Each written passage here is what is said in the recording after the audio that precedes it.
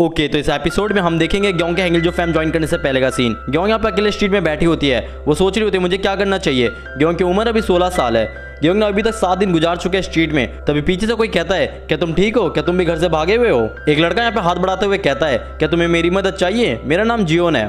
अभी हम यहाँ पे दोनों को रेस्टोरेंट में देखते हैं। जियोन कहता है अच्छा, तो इसी वजह से तुम यहाँ पे घर से भागकर स्ट्रीट में आए हो। वैसे सच बताओ तो मैं भी घर से भागकर स्ट्रीट में आया था। मैं समझ सकता कि तुम अभी बहुत सारी मुसीबत से गुजर रहे हो। ऐसे समय में अगर किसी का साथ मिल जाए तो बहुत अच्छा लगता है। जियोन यहाँ पे एकदम से कहता है क्या तुम मेरे साथ चलना पसंद करोगे। मुझे पता है कि मैंने तुम्हें अचानक से बहुत जल्दी पूछ लिया मेरे साथ चलने के लिए, लेकिन मैं तुम्हारी जॉब लगवा दूंगा कहीं पे और सोने का कई जगह भी बंदोबस्त कर दूंगा। मैं तुम्हें अपने बाकी दोस्तों से भी मिलाऊंगा। ग्योंग एकदम से चुप रहती है और कुछ भी जवाब नहीं देती और आखिर में ग्योंग हाँ बोल ही देती है। अभी ग्योंग यहाँ पे एकदम से शॉक हो जाती है। ग्योंग पूछती है जियोन ये कैसी जगह है। अभी सामने में 3 लड़के खड़े होते हैं। उनमें से एक लड़का कहता है जियोन ने शायद एक और लड़की फंसा लिया है, उसका लुक यहाँ पर बहुत अच्छा है जिसके कारण यहाँ पे लड़कियां उसे ट्रस्ट करती है। तभी उन्हीं लड़कों में से एक बंदा कहता है बहुत बढ़िया जियोन, आजकल लड़की मिलना बहुत मुश्किल हो गया है, मैं तुझे तेरा कमीशन बाद में पे कर दूंगा। तभी ग्योंग यहाँ पे एकदम से पीछे हट जाती है और कहती है जियोन ये सब क्या है, ये एक अडल्ट एंटरटेनमेंट बार है, तुम चाहते हो मैं यहाँ पे काम करूँ। जियोन कहता है इसमें गलत क्या है, अब तुम्हारे पास एक जॉब भी है और रहने के लिए एक जगह भी। ग्योंग कहती है मुझे माफ करना लेकिन मैं यहाँ पे काम नहीं करने वाली। जियोन यहाँ पे एकदम से बदल जाता है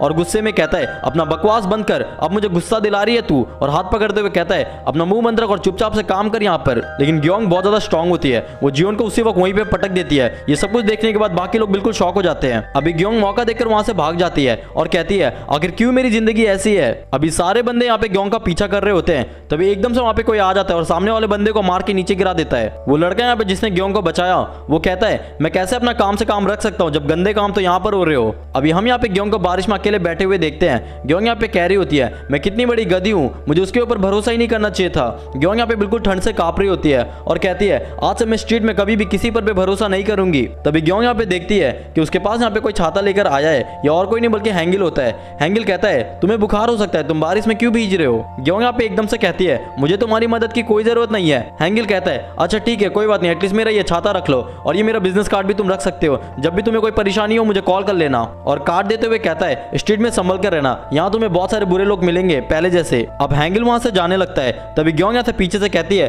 तुम्हें मेरी मदद करने की कोई जरूरत नहीं है। हैंगिल कहता है मैंने तुम्हारी मदद फ्री में की है तो तुम्हें टेंशन लेने की कोई जरूरत नहीं है। ग्योंग कहती है आखिर वो कौन था, जो भी हो मुझे किसी पर भी भरोसा नहीं करना, वो दिखने में तो अच्छा इंसान लग रहा था, क्या पता अगर वो भी उन बदमाश लोगों के साथ मिला हो तो। ग्योंग देखती है हैंगिल ने उन सभी गुंडों को मार दिया होता है। ग्योंग एकदम से शॉक हो जाती है सब कुछ देखने के बाद। ग्योंग अचानक से कहती है शायद मुझे फिर से किसी पे भरोसा करना चाहिए, मुझे आशा है कि अब मैं किसी पर भरोसा कर सकती हूँ। ग्योंग यहाँ पे पीछे से कहती है हैंगिल को तुम कहाँ पे रहते हो। अब हम यहाँ पे टेक के हैंगिल जो फैम को ज्वाइन करने से पहले का सीन देखेंगे। ग्योंग यहाँ पे टेक को देखते हुए कहती है ये लड़का इतना ज्यादा ट्रेनिंग क्यों करता रहता है पूरे दिन।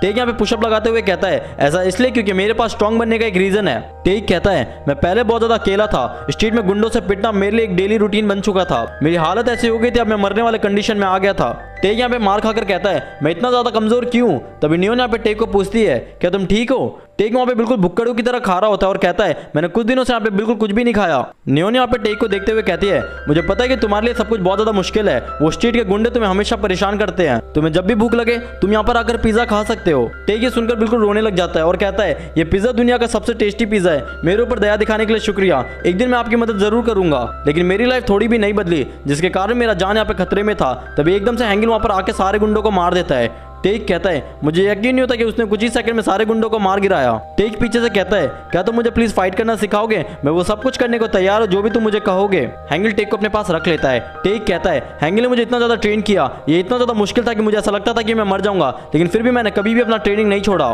फिर मैं बहुत ज्यादा स्ट्रांग बन गया, अब मुझे स्ट्रीट के गुंडों से डरने की कोई जरूरत नहीं थी। हैंगिल कहता है बहुत बढ़िया, आज से तुम अपना ट्रेनिंग छोड़ सकते हो। अभी हम यहाँ पे शॉन्गमिन के बारे में देखेंगे। शॉन्गमिन कहता है मैं स्ट्रीट में ऑलमोस्ट मौत के दरवाजे में खड़ा था, लेकिन हैंगिल मेरे लिए सुनसान सड़कों में बिल्कुल मसीहा की तरह बनकर आया। अभी दोनों यहाँ पे ब्रिज के नीचे लेटे होते हैं, हम दोनों बहुत दिनों से वहाँ पे भूखे पड़े लेटे हुए थे। शॉन्गमिन कहता है मुझे बहुत ज्यादा भूख लगी है। हैंगिल कहता है इस बारे में बात मत कर यार वरना और ज्यादा भूख लगेगी। तभी हैंगिल यहाँ पे एकदम से कहता है क्या तुम पार्क में जाके बिल्लियों से टूना फिश का कैन चुराना चाहते हो। शॉन्गमिन कहता है नहीं मैं नहीं जाना चाहता, मैं इससे तंग आ चुका हूँ। शॉन्गमिन वहां से जाने लगता है और कहता है इस तरह तो हम दोनों सच में यहाँ पे भूखे मर जाएंगे, मैं जाकर कुछ ना कुछ करता हूँ जिससे हमें थोड़ा भी पैसा मिल जाए।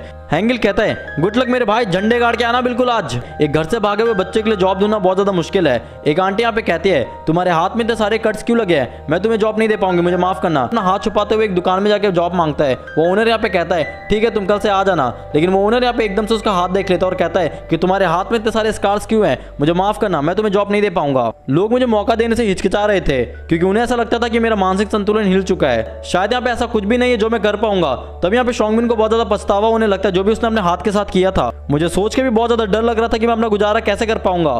तभी वहाँ एकदम से एक बंदा आता है और कहता है बच्चे क्या तू चाहता है कि मैं तेरे हाथ के कट्स को कवर कर दूं। वो टैटू डिजाइनर कहता है एक बार सोच लो, एक बार अगर टैटू बन गया तो इसे मिटाना बहुत ज्यादा मुश्किल होता है, लेकिन तुमने अगर टैटू करवा लिया तो शायद तुम्हारी लाइफ बदल जाए। शोंगबिन कहता है हाँ कर दो कवर।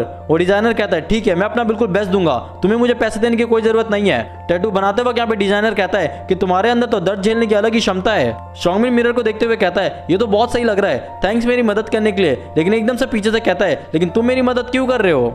वो बंदा कहता है क्योंकि तुमने मुझे मेरे पुराने दिन याद दिला दिए। बहुत बार हो सकता है कि तुम्हें ऐसा लगेगा कि तुम्हारे लाइफ में बहुत ज्यादा अंधेरा है, लेकिन इस अंधकार में भी तुम्हें सूरज की किरणें एक दिन जरूर दिखेंगी, अपने ऊपर भरोसा रखना। शोंगबिन यहाँ पे थैंक्स कहकर वहां से चला जाता है और कहता है क्या तुम्हें ऐसा लगता है कि मैं भी टैटू आर्टिस्ट बन सकता हूँ। शोंगबिन यहाँ पे घर पर आकर कहता है हैंगल ये देखो आज का चिकन डिनर मेरे तरफ से। हैंगल कहता है बहुत बढ़िया, क्या तुम ठीक हो, मैं बहुत लकी था कि मुझे इतना अच्छा फैमिली मिला, टेक और ड्योप मेरे पहले कस्टमर बने। शोंगबिन कहता है और उस दिन से मेरी जिंदगी एकदम से बदल गई। अभी हम यहाँ पे 1 साल बाद का स्कूल का सीन देखते हैं। यहाँ पे एक लड़का कह रहा होता है ये चेयर इतना ज्यादा हिल क्यों रहा है। हम यहाँ पे देखते हैं कि एक बुली दूसरे लड़के को परेशान कर रहा होता है जैसे डेजुन को किया जाता था स्कूल में। और तुम्हें यकीन नहीं होगा ये वही पुराना वाला ली है जो अभी तक नहीं सुधरा। ली के दोस्त यहाँ पे हंसते हुए कहते हैं ली तुम तो बिल्कुल भी नहीं बदले।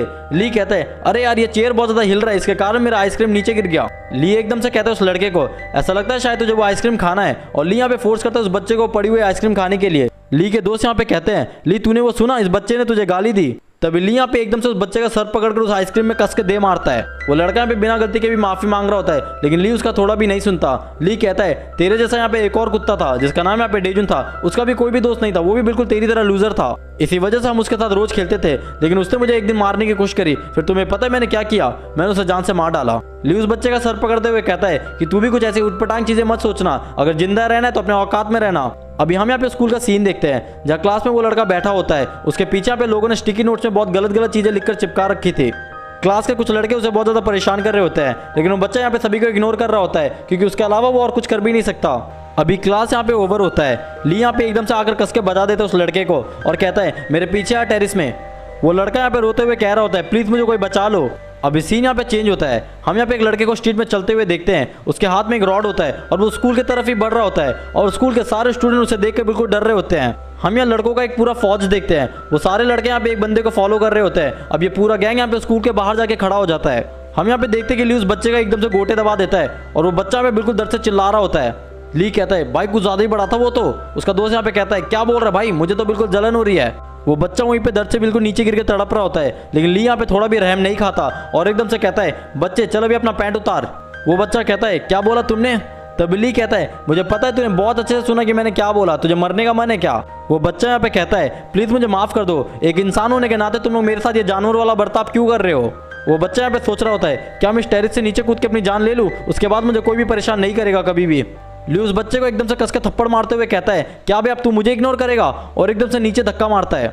वो बच्चा कहता है मेरी बॉडी यहाँ पे बिल्कुल दर्द से कांप रही है। ली यहाँ पर उस बच्चे का स्लीपर नीचे फेंकते हुए कहता है कि तुझे मजा चकाना अभी भी बाकी है, और ली उसका स्लीपर टेरिस से नीचे फेंक देता है। वो लड़का यहाँ पे बहुत ज्यादा परेशान होता है। ली पीछे मुड़कर कहता है कि यहाँ पे बैठा क्यों है, जा अपना स्लीपर उठा ले। वो बच्चा रोते हुए अपना स्लीपर लेने जाता है और कहता है अब इस दुनिया में मेरा जिंदा रहना कोई भी फायदा नहीं है। जैसे मूवीज में होता है वो लोग इतने आसानी से कूद कर अपनी जान ले लेते हैं, लेकिन रियलिटी में बहुत ज्यादा डरावना है। मुझ में मरने की हिम्मत नहीं है या फिर मारने का साहस, कोई तो मुझे इस नरक भरी जिंदगी से बचा लो। तभी वो लड़का एकदम से शॉक हो जाता है। हम यहाँ पे देखते हैं कि डेजुन उसके सामने खड़ा होता है। 1 साल के बाद डेजुन यहाँ पे बहुत ज्यादा बदला हुआ लग रहा होता है। डेजुन यहाँ पे उसका स्लीपर उठाता है और पीछे हम देखते हैं डेजुन का पूरा गैंग मेंबर खड़ा होता है। वो बच्चा बिल्कुल डर जाता है डेजुन को देखकर। डेजुन यहाँ पे उस बच्चे को स्लीपर पकड़ाते हुए आगे बढ़ता है और एकदम से टेरिस के ऊपर देखता है। अभी डेजुन और उसके गैंग मेंबर दोनों आगे बढ़ने लगते हैं स्कूल की तरफ। स्टूडेंट्स यहाँ पे बिल्कुल डर जाता है डेजुन को देखकर। पूरे मेंबर्स यहाँ पे एकदम तेजी से आगे बढ़ रहे होते हैं। पूरे क्लास के बच्चे एकदम शॉक हो जाते हैं जब डेजुन का पूरा गैंग मेंबर कॉरिडोर के बीच से गुजर रहा होता है। डेजुन यहाँ पे फुल गैंगस्टर दिख रहा होता है। स्कूल के टीचर यहाँ पे डर से कांप रहे होते हैं और कहते हैं क्या वो डेजुन है। स्टूडेंट कहते हैं डेजुन तो बहुत ज्यादा बदल गया है। लिया भी टेरिस पे अपना हाथ हिलाते हुए कहता है क्या मैं बुढ़ा हो रहा हूँ, मुझसे एक स्लीपर भी दूर नहीं फेंका गया। लिया पे जाते हुए कहता है आज हमने बहुत ज्यादा मजे कर लिए, चलो क्लास में चलते हैं। तभी ली यहाँ पे एकदम से शॉक हो जाता है डेजुन और उसके गैंग मेंबर्स को देखकर। ली का शक्ल बिल्कुल देखने लायक होता है। ली यहाँ पे डेजुन को देखकर कहता है कि तुम अब यहाँ पर क्या कर रहे हो। डेजुन के गैंग मेंबर्स यहाँ पे स्कूल के एंट्रेंस को ब्लॉक करके खड़े हो जाते हैं। डेजुन स्कूल में ली को मारने आए, ये खबर बिल्कुल आग की तरह फैल जाती है। जुंगिन पार्क भी अपने बंदों के साथ आ जाता है। मैं आपको याद दिला दूं कि जुंगिन पार्क यहाँ पे उजीन हाई स्कूल का बुली है। जुंगिन यहाँ पे कहता है कौन हो तुम सब, 5 सेकंड के अंदर अगर तुम लोग यहाँ से नहीं हटे तो मैं तुम सभी को जान से मार डालूंगा।